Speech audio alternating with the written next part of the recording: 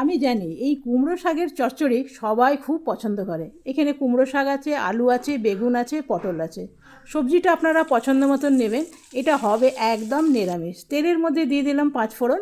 এরপরে একটু ঘোল বানিয়ে রাখবো, হলুদ আর দিয়ে দিলাম ধনে গুঁড়ো।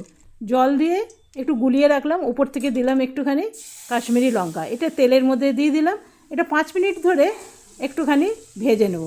এরপরে দিয়ে দেবো শাকগুলো। আর এটা এখানে দিয়ে দেবো নুন দিয়ে নাড়াচাড়া যাবে না, কেন কি একদম ভর্তি হয়ে গেছে। দিয়ে দিলাম একখানা কভার। এখানে একটু চালের গুঁড়োর আমি ঘোল বানিয়ে রাখলাম। এরপরে দেখে নিই, তো দেখলাম এখনও সেদ্ধ হয়নি। এরপরে দিয়ে দেবো কভার। আবার কিছুক্ষণ ফিরে এলাম, দেখলাম কি একদম সব কিছুই সেদ্ধ হয়ে গেছে। এবার চালের ঘোলটা যে বানিয়ে রেখেছিলাম সেটা অর্ধেকটা আমি দিয়ে দিলাম।